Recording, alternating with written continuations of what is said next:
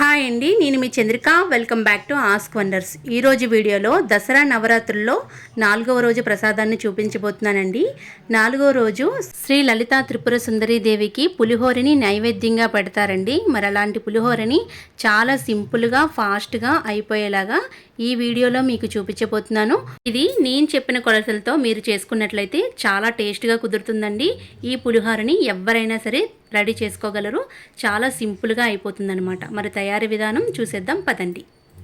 ముందుగా నేను ఇక్కడ ఒక 1/2 కిలో రైస్ని పొడిలాడేలాగా కుక్కర్లో పెట్టి వండేసి పక్కన పెట్టుకున్నానండి.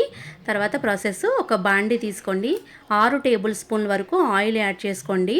ఆయిల్ బాగా హీట్ ఎక్కిన తర్వాత 2 టేబుల్ స్పూన్ల పల్లీలు, అలాగే 2 టేబుల్ స్పూన్ల శనగపప్పు, అలాగే 2 టేబుల్ స్పూన్ వరకు మినపప్పు వేసుకోండి. తర్వాత 1 టేబుల్ స్పూను ఆవాలు వేసుకుని చక్కగా ఈ పోపు దినుసులన్నీ కూడా మాడిపోకుండా వేయించుకోండి. ఇలా వేయించుకున్న తర్వాత దీనిలోకి మనం 4 ఎండుమిర్చి వరకు తుంచి వేసుకోండి. ఈ ఎండుమిర్చి కూడా చక్కగా వేయించాలన్నమాట. ఇలా వేగుతున్నప్పుడు మనం దీంట్లోకి ఒక 1/2 టీ స్పూన్ పసుపు యాడ్ చేసుకొని పసుపు బాగా వేయించాలండి. పోపుకు పట్టేలాగా బాగా వేయించుకున్న తర్వాత 30 గ్రాముల వరకు నేను చింతపండుని పలుపు తీసుకున్నానండి. ఇక్కడ ముందుగానే మీరు కూడా 30 గ్రాముల చింతపండుని తీసుకొని చక్కగా పలుపు తీసుకొని వేయించండి. ఇలా పలుపు అంతా వేసిన తర్వాత పోపులో బాగా కలిసేలాగా బాగా కలుపుకొని చక్కగా ఉడికించుకోవాలండి. రుచికి సరిపడగా నేను 1.5 టీ స్పూను ఉప్పు వేస్తున్నాను.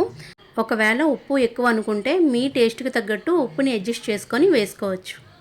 తర్వాత ఇది చక్కగా ఉడికి పట్టాలండి. ఒక 10 నిమిషాలైనా పడుతుంది. మూత పెట్టి ఒక 10 నిమిషాల వరకు మనం ఈ పులుపుని చక్కగా మగ్గించుకోవాలండి. చూస్తున్నారు కదా, నేను మూత తీసి చూపిస్తున్నాను.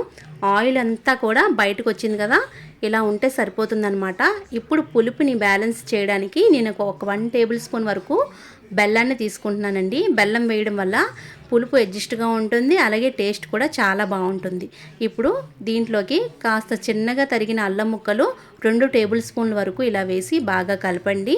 తర్వాత దీనిలోకి మనం 4-5 పచ్చిమిరకాయలని చక్కగా చీలికల్లా చేసి దీంట్లోకి వేసేయండి. తర్వాత కొంచెం కరివేపాకును కూడా తీసుకొని ఇప్పుడు వేసుకోవడం వల్ల మనకి పచ్చిమిర్చి టేస్టు అలాగే కరివేపాకు టేస్టు చక్కగా మనకి రైస్కి పట్టి మరింత టేస్ట్ వస్తుందన్నమాట.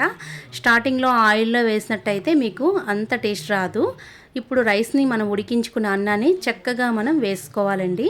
ఇలా వేసేసిన అన్నానికి బాగా పట్టాలన్నమాట. స్టవ్ ఆఫ్ చేసి చక్కగా దీన్ని బాగా పట్టేలాగా మనం పులుపునంతా కూడా కలుపుకోవాలండి. చూస్తున్నారు కదా, చక్కగా ఇలా కలుపుకోవాలండి. ఇలా కలిపిన తర్వాత ఒక నిమ్మ బద్దని చక్కగా ఇలా పిండేసుకోండి. స్టవ్ ఆఫ్ చేసిన తర్వాత నిమ్మకాయ అనేది మనం పిండుకుంటే రైస్ ఇంకా మరింత టేస్ట్గా ఉంటుందన్నమాట. అంతేనండి, ఎంతో సింపుల్గా నైవేద్యంగా పెట్టాల్సిన పులిహోరని చక్కగా మనం రెడీ చేసుకున్నాం కదా. ఇది ప్రసాదంగాను ఎప్పుడైనా మీరు గుడికి వెళ్ళినప్పుడు ప్రసాదంగా పంచాలనుకున్నప్పుడు చాలా ఫాస్ట్గా చేసుకునే రెసిపీ అనమాట అండి. ఒకసారి ట్రై చేయండి. ఈ వీడియో మీకు నచ్చినట్టయితే లైక్ చేయండి, షేర్ చేయండి. మీ అమూల్యమైన ఫీడ్బ్యాక్ని కామెంట్ సెక్షన్లో కామెంట్ చేయండి. మరిన్ని వీడియోస్ కోసం మా ఛానల్ని సబ్స్క్రైబ్ చేయండి. Thank you for all.